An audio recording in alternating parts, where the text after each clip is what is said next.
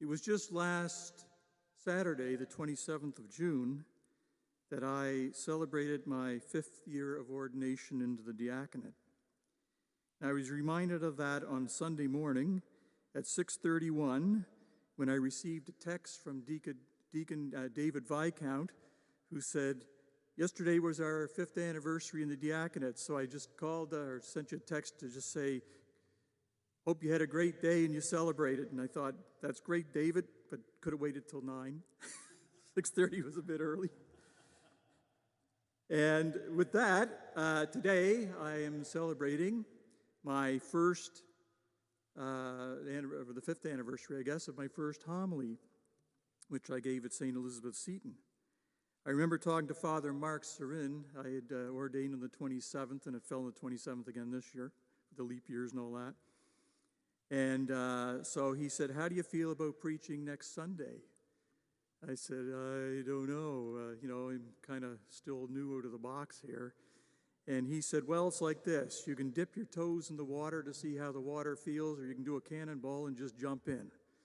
So I took his advice, and I jumped in like a cannonball and did my first homily with knees shaking and hands shaking. But in 5 years, I still shake a little bit when I have to do a homily, so I guess that's a bit of my asking the Lord to be yoked with Him when I do some of the homilies that I do. And because of that, after 5 years, I have come to the realization that I'm going to try something new today, which I mentioned to Father Eve before Mass. I'm going to preach without reading my homily. So I did put some bullet points down, so I do have a cheat sheet here. So I can certainly come back to that if I kind of go off track a little bit. The big thing that comes out of this gospel today is when Jesus says, come to me, all you that are weary and are carrying heavy burdens, and I will give you rest. Take my yoke upon you and learn from me. I am gentle and humble of heart, and you will find rest for your souls, for my yoke is easy and my burden is light. Beautiful words that is written in the Gospel of Matthew. The thing that when I was preparing today to do this homily, I kept visualizing the yoke, the thing that puts two oxen together. Now, I'm a boy born in Halifax, but I grew up in Lunenburg, Nova Scotia, down the shore. And every year, the first week of school in September, which was just really great, is they had the fisheries exhibition. And that started out as the fishermen's reunion and picnic, and it grew over the years to be this large fisheries X. And one of the things I remember most, I think I was 7 years old, was being in the parade that would take place on the Tuesday of the exhibition week. It was a fairly large parade for a small town that ran 2.5 miles through the streets of town. And although tractors were available in those days, I'm not that old, the wheel had been invented, and so they would have teams of oxen pull the floats that would run through the town. The grade of the town, if you've ever been to Lunenburg, is like a mini San Francisco. There's nothing but hills. And so they set the parade route up that the oxen would just go gently down the slope, down to the waterfront, and would end up in the exhibition grounds. Anyway, the kids that were in school were able to ride on these floats that were drawn by these oxen. Now, as a kid at 7 years old, these animals look a lot bigger than they do now to me, because when you're only about 3.5 feet tall, they certainly are huge animals, but they were gentle beasts.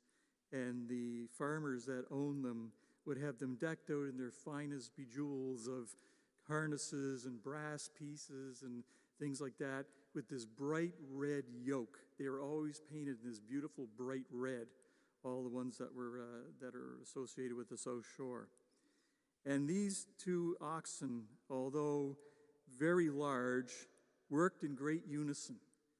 And it was because of the yoke that brought them together, not so much to make them push together, but to work together. And I always thought that it was an amazing sight when you saw these animals hauling these huge floats through the town. in these beautiful red yolks that the farmers had specially made for them. Now, there's a legend about Christ. If you all remember, the last thing that we hear of him before he goes into his public ministry is he's 12 years old when he got lost or left behind in the temple. And for these years from 12 to about age 30, they're kind of the hidden years, of the quiet years of Christ. There's a story that I read, and it's a book by Father John Pickhappily. That's a beautiful name, Pickhappily. And Archbishop Martin Curry actually wrote the foreword for his book, and it's called Kindle the Fire. And he had a story in there about today's celebration of the Mass. And it went like this. He said the story was about Jesus, the carpenter. He was the adopted son of Joseph, who was a carpenter. And he taught Jesus how to work his hands in the wood, to take the wood and to carve them, to fit them, to make them into useful products that people certainly would have used in that day. People from all around would come to see Jesus. He had a reputation of being a great carpenter, but also as a maker of yokes. When they came to see him, they would always bring their team of oxen with them, and he would meticulously go out and measure them, the girth of the animals, the size of their shoulders, their height. All these things were taken into consideration. And then he would make these yokes. They were personally made. They were almost like buying a tailor-made suit. You could say that today. Because he wanted these yokes to be fitting. They had to be comfortable. They had to not just be off the shelf. So when they would come back, he would fit the yokes on these oxen, and then he would use his tools to take a little bit off here, smooth a little bit off there, just to make sure that these yokes were a perfect fit, that they would not chafe the animals, that they would not cause sore points, and that they would fit them perfectly so they could continue on to do the thing that they were being trained to do. Now, you think, well, what does that all have to do with today? Well, I never had an ox team, but I did have a yoke. A friend of mine came into the possession of one, and he didn't know what to do with it. So he asked me, he said, would you like to have a yoke? And I said, what do you mean, a yoke? And he said, the ones that they use for the oxen. I said, the red things? And he said, yeah. I said, well, sure. I kind of like collecting all these kind of strange things. So I had it hanging over my deck for years until the weather kind of mostly disintegrated it. But I looked at it and I saw the intricate work that was done in order to create one of these. And each one of them was absolutely unique to the animals that they would be used to bring together to work as a team. So they had to be well-fitting. Now the yoke in today's gospel that Jesus invites us to take on is one that's made exactly for our lives and for our hearts as well. And he invites us to wear it, and he makes it that it fits us well. It does not rub or pinch or cause sore spots because it is designed for two. It's designed for us, and it is designed for him who takes on the troubles of our world and our lives. He partners with us, and he is the other side of the yoke that we wear. He comes to us, and he says, I will give you rest. You see, in the world that we live in today, and I heard this said yesterday, somebody said, boy, am I ever glad that half of this year is over. That was the optimistic part. The other side was, but we still have half a year to go. And I think the year 2020 will probably go down in history as being one of great difficulty with the pandemic that has been a scourge on the entire world now since the end of last year, really, and with the unrest that it's caused with other things associated by being pent up and locked away for months. We're not people to be locked away. We are social. We are people that want to be with other people. It's in our nature to be that way. So when we say that we struggle along, that sometimes the burdens that we have can be extremely heavy. I know that these past weeks and months have created much pain for a lot of people. Not necessarily always the physical type of pain, but the pain that comes to us when we're separated from loved ones, when we can't see parents, grandparents, children, grandchildren, great-grandchildren, people that are in homes, in nursing homes, that could not have visitors, were very much left alone. Kids that don't get a chance to be with their friends. They don't get to go to school. Everybody's been kind of on this lockdown where it's the same routine every day, and we are people that need to be out in the community and having that relationship with each other. So it has not been an easy time for us. And when you look at the unrest that's going on in other parts of the world, it really makes us understand that what was in the first two readings today prophesied from the Old Testament, that the humble peace giver would ride on a donkey, a colt. And this we saw when Jesus rides into Jerusalem on the back of a donkey. You see, a horse was used at times of war. It was the war horse that would be the beast that would be used to make the wage of war. But the prophet today talks about Jesus' humbleness of his heart and how he is the Prince of Peace to come to us and to help to soothe and help us through some of the problems that we deal with in the earth and in the world today. And in St. Paul's epistle, we hear that, yes, the body can be weak and can be sinful, but what we do is unite ourselves with Christ in the Spirit. It is in the Spirit that we're united with him. And it is in the Spirit, because of this uniting with him, that we develop and grow and become able to have eternal life with him in heaven. So, does what Jesus do, is we're yoked to him, actually solve all our problems and take them all away? Of course not. No. But he will help us.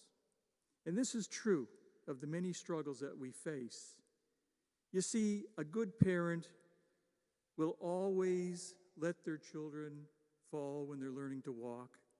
They sometimes will do things that we know is going to end badly, and they're going to get a bump or two, but we let them learn from those bumps and those falls and those little foibles that they get involved with.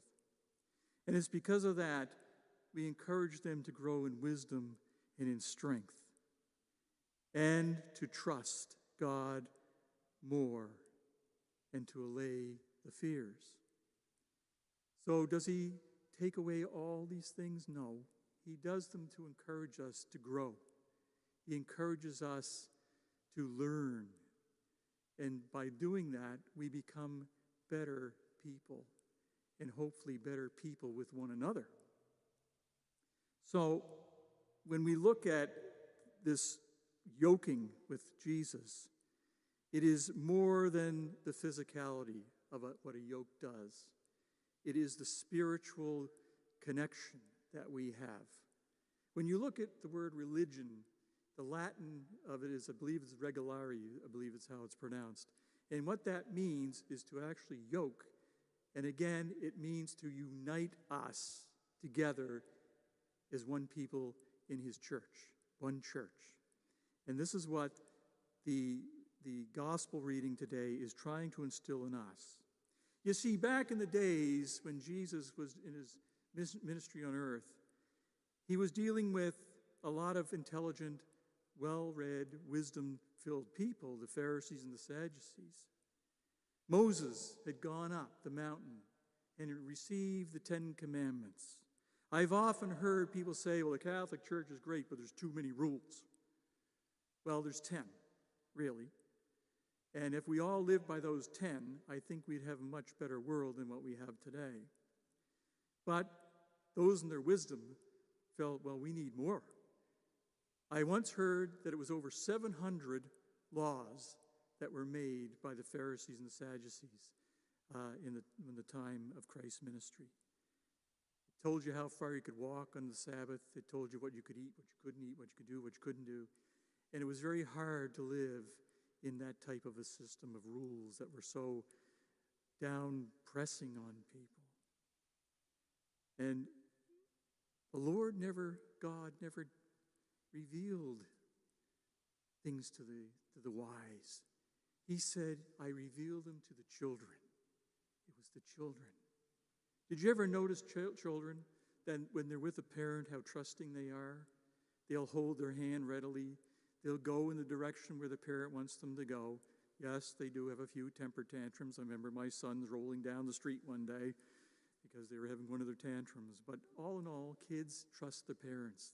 They always want to be with them when they're young, and they understand what it means to have trust and to have faith and not be bombarded by the negativity that can come from this world.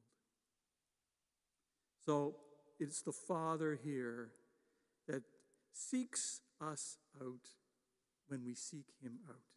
He wants to make things easy, but we shouldn't get too caught up in that word easy.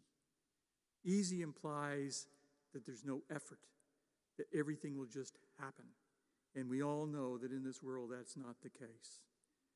And he makes things that we learn from them. As I said, it's about learning and it's about coming closer to him.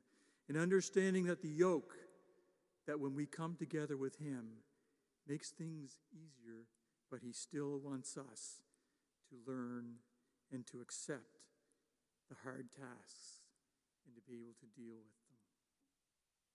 So he's a loving Father. And he doesn't always give us easy things, but he never gives us more than we should be able to handle. Sometimes the burdens are heavy. And as I said earlier, the burdens these days are heavy. Not so much in the weight, but in trying to deal with them, to try to deal with issues of work, issues of money, issues of where is this going to go? Is everybody going to be okay? It's a hard thing for us to weather through. But we become stronger when we can bear it up and we have Jesus with us. And we have the loving Father that stands by us, always near, to give us help, the help that we need. We can become easily overwhelmed by the weight of the world. And alone, we would find it very difficult to handle that. So the message today is that those that don't have faith really are left to their own devices, and quite often that's not a very good place to be. So let us, during this Mass, offer up our prayers in thanks to the Father and the Son and the Holy Spirit. It is through them that we, God's holy people, can weather anything that's thrown at us.